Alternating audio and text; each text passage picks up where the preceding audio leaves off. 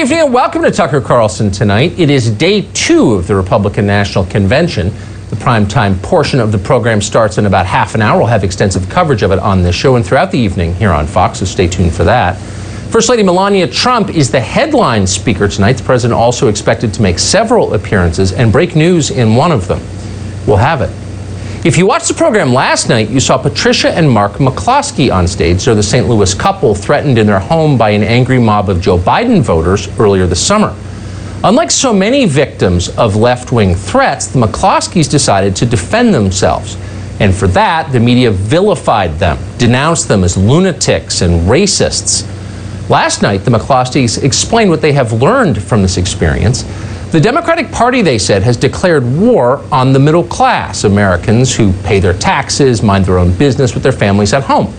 Democrats want to punish people like this because they're too independent. They're not obedient enough.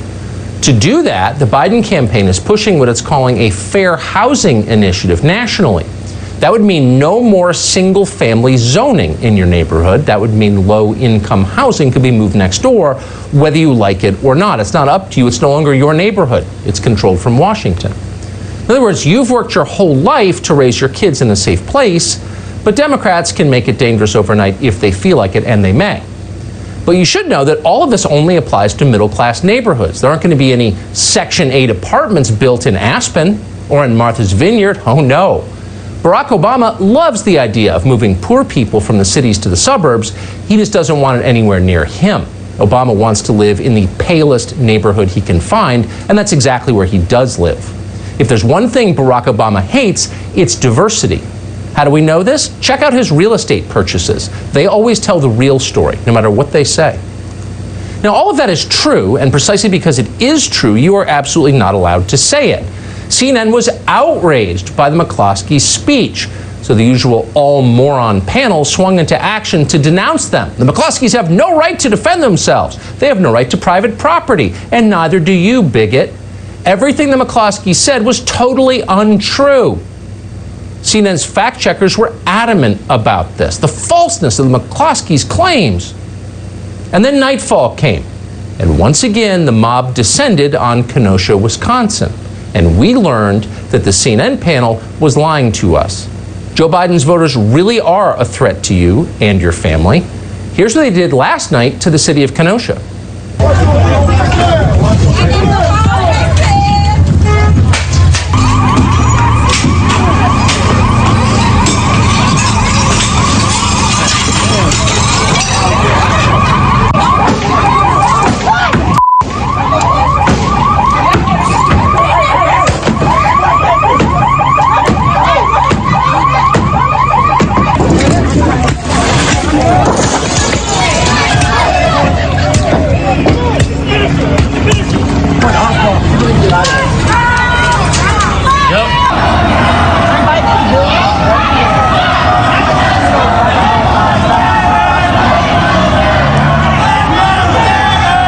That video is just the beginning of it. There are hours and hours of video like that on the internet.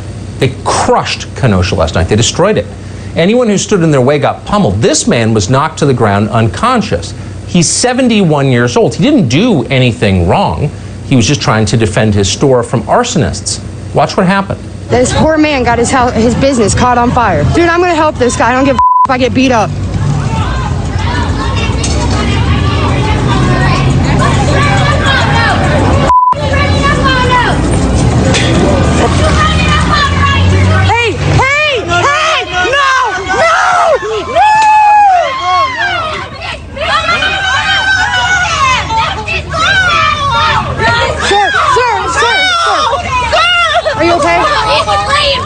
It was almost exclusively young people in the street committing violence. It always is. As the fires burned, normal people in Kenosha cowered in their homes. As it happens, the city is home to a sizable Hispanic immigrant population. There's no evidence they participated in any of this. They weren't in the street yelling about the police or BLM. They're just here to work. That's what working people do. They work. They don't riot, as if we needed more evidence. This is actually a class war masquerading as a race conflict. That's exactly what it is, designed to crush America's middle class, and it's working. As the sun rose on Kenosha this morning, the scale of the destruction became painfully obvious. Watch this store owner in Kenosha discover that everything she worked for is gone. They all came in here and ruined our community, and it wasn't theirs to ruin. This is horrible. It's just, but this business started in 1961. We serviced everybody. It's just so wrong. I don't know what else to say. We service everybody, she says. You can hear the confusion in her voice. Why did they do this to me? And the short answer is because they could. Nobody stopped them from burning down her business or burning down the city. The Kenosha County Democratic Party didn't stop them. The Democratic Party of Kenosha decided to embrace the mob. The party boarded up its local headquarters just in case its own voters mistook it for a Wendy's or a church.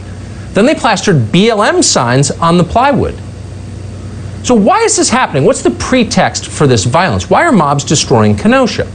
Well, you may know the outlines of the story. On Sunday, police shot a man called Jacob Blake, and in the very first hours when decisions are made about how to respond, Democrats assured us that Blake was a completely innocent victim, just as they told us that George Floyd was a completely innocent victim.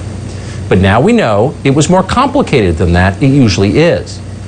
Blake was wanted on a warrant for sex crimes. He had a history of violence, including domestic violence. Seconds before he was shot, critically, Blake was fighting with police. That's clear from the rest of the video that we didn't see until after they started burning the city of Kenosha. In the tape, police appear to tell Blake to drop the knife. Blake had been arrested before for threatening people with a gun, so the police did have a reason to be nervous. Blake refused to surrender. He went straight for his car and reached for something. That's when the police shot him. So the question is, did Blake have a gun in the car? That is the central question. The authorities won't tell us the answer to that question, which is interesting. Wisconsin's Attorney General refused to say whether Blake was armed, even when he was asked directly. Again, that's not a small point, it's the whole point. If Jacob Blake had a gun, officers were right to shoot him, period.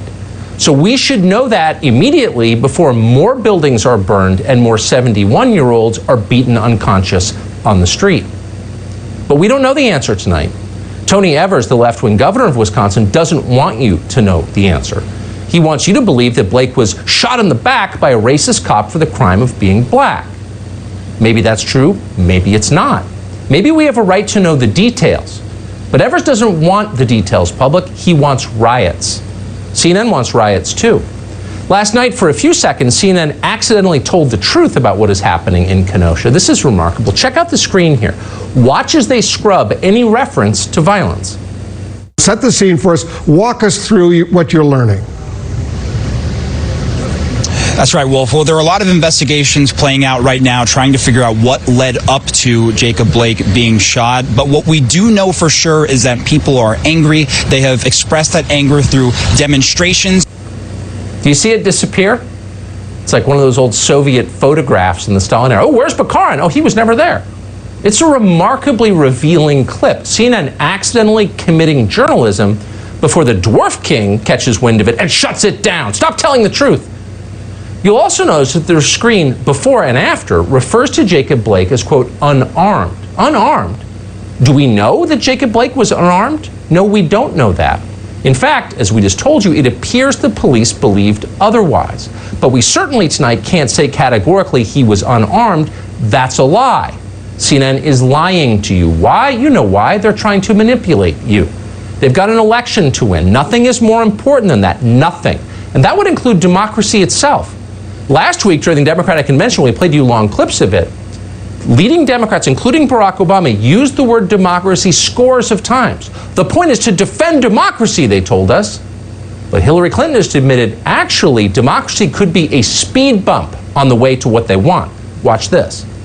Joe Biden should not concede under any circumstances because I think this is going to drag out, and eventually I do believe he will win if we don't give an inch and if we are as focused and relentless as the other side is.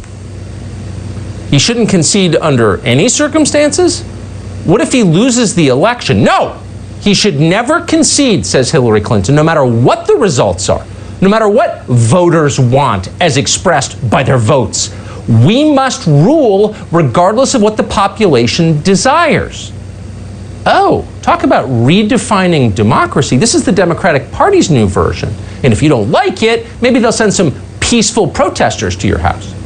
Mark Meadows is the Chief of Staff over at the White House. We're happy to have him on tonight. Mr. Meadows, thanks so much for coming on. So I have to ask you about the continuing violence in Kenosha. It has reached a point where people are getting hurt, huge amounts of properties being destroyed. I mean, it does seem out of control. Why is this being allowed to continue? Well, it is out of control, and it can't be allowed to continue, Tucker. You're exactly right. Obviously, I got a call today from the congressman that represents that district, from Senator Johnson as well, really just pleading for help, said that the local sheriff and mayor and police chief need some additional assistance. So I got on the phone right away and called the governor and offered assistance in the form of additional National Guard help.